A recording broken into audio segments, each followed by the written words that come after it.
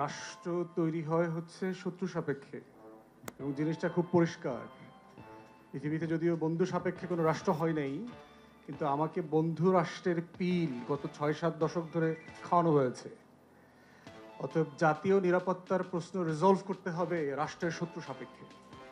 বাংলাদেশ রাষ্ট্রে শহীদ প্রেসিডেন্ট জিয়াউর রহমান ছাড়া স্যাডলি গত ৫.৫ দশকে এই কোয়েশ্চেনটা কেউ রেইজও করেন নাই, ডিলও করেন নাই। আমাদের রাজনৈতিক দল নেতারা ইনায়ে বিনায়ে এত কিছু বলে, কিন্তু ইন্ডিয়া কোয়েশ্চেনটা তারা ডিল করে না, তারা কথা বলে না। অ্যাজ ইফ আমরা একটা কোয়াসি কলোনি মধ্যে এখনো বাস করছি। ব্রিটিশরা সাফিসিয়েন্টলি আমাদেরকে ফ্রি করে দিয়ে যায় নাই। অতএব বাংলাদেশ রাষ্ট্রের sovereignty, national security question resolve করতে হবে on the question of India. আমার ইন্ডিয়া কোয়েশ্চেন রিজলভ হওয়ার মধ্য দিয়ে হচ্ছে আমার গত 53 বছরের স্বাধীনতার সার্বভৌমত্ব লঙ্ঘনের ঘটনাগুলো যে বারবার ঘটেছে, কার দ্বারা ঘটেছে, কিভাবে ঘটেছে, সেটার মধ্য দিয়ে সেটা সমাধান হতে হবে। এর মানে কি আমি ভারতের সাথে যুদ্ধ করবো? অবশ্যই করবো না। কিন্তু ওই যে কায়সার ভাই কারেক্টলি বলেছে, শত্রু আইডেন্টিফাই করতে হবে, শত্রুকে ফাইট করবার every preparation has to be on the table at our disposal. কিন্তু আমি যুদ্ধ করবো না। এবং পৃথিবীর হিস্ট্রি রিপিটেডলি হ্যাড প্রুভেন যে আমার preparation with the context of enemies were so good, সেই নেশনগুলোকে কোনোদিন যুদ্ধ করতে হয়নি। আমেরিকা তো নর্থ কোরিয়াকে অ্যাটাক করে না, কেন সাহস পায় না? খালি খায়া দিব, মাইরা দিব, মুখ দিয়া কয়, পাশ দিয়া কয়, ওইখানে ঢিলা মারে, ওইখানে উকি মারে, কিন্তু যুদ্ধ কিন্তু করে না নর্থ কোরিয়াকে।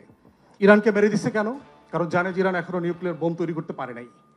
তো এই প্রশ্ন হচ্ছে আমার ভারত কোয়েশ্চেন রিজলভ করতে হবে পলিটিক্যালি উইথ কনসেনসাস। যেভাবে আজকে ঐক্যবদ্ধ কমিশনে আমরা অসংখ্য বিষয়ে জাতীয় ইস্যুতে একমত হচ্ছি এবং কন্টিনিউয়াসলি আলাপ করছি, এই আলাপটাই হচ্ছে আমার নিরাপত্তার একমাত্র অপশন। এর বাইরে আর কোনো আলোচনা নাই। ইনায়া বিনায়া, ট্রেড, ইকোনমি, বন্ধু রাষ্ট্র সম্পর্ক খারাপ করা যাবে না, এই ইন্ডিয়ান হেজিমনিক ডিসকোর্স আমরা বহু বছর ধরে শুনেছি। Time has come to speak loud and clear. আমার শত্রু কারা, কিভাবে ডিল করব, এই বিষয়ে আমাদের ঐক্যমত হইতে হবে। শত্রু সাপেক্ষে যখন আমার কনভারসেশন ক্লিয়ার হয়ে যাবে, তখন only then the institutions of the state, every each of them would come together to make a decision. আমার আজকে পুলিশ কেন বিরোধী দলকে, বিএনপিকে কেন শত্রু মনে করে? আমার র্যাব কেন জামাতকে শত্রু মনে করে? আমার আর্ম ফোর্সেস, ডিজিএফআই, এনএসআই কেন হেফাজতকে শত্রু মনে করে? ওয়াই? কারণ আমার ইনস্টিটিউশনের কাছে এটা পরিষ্কার না যে এই রাষ্ট্রের প্রতিদ্বন্দ্বী কারা আর শত্রু কারা। রাজনৈতিক প্রতিদ্বন্দ্বীদেরকে শত্রু কেন বানিয়েছে? কারণ আমার রাষ্ট্র, আমার সাকসিভ গভর্নমেন্টস, আমার পলিটিক্যাল লিডারশিপ, আমার ইনস্টিটিউশনের ভিতরে ইনবিল ফিলসফি তৈরি করতে পারে নাই যে এই রাষ্ট্রের শত্রু কারা, এই রাষ্ট্রের সেবক কারা, এই রাষ্ট্রের বন্ধু কারা, কার দিকে বন্দুক তাক করা যাবে আর কার দিকে করা যাবে না। যদি এটা হতো তাহলে বারবার এই রাষ্ট্রে বিভিন্ন সময় বিভিন্ন অজুহাতে গণহত্যা হইতো না, শাপলা চত্বরে গণহত্যা হইতো না, পিলখানায় গণহত্যা হইতো না, 16 বছরে বিএনপি, জামাত, হেফাজতের উপরে গণহত্যা হইতো না। এবং কিভাবে কোন ভাষায় গণহত্যা করেছে, as if we are aliens in the same sovereign nation that our forefathers had fought for. এই দেশের ভিতরে এটা হয়েছে। এটা শুধুমাত্র সম্ভব হয়েছে কেন?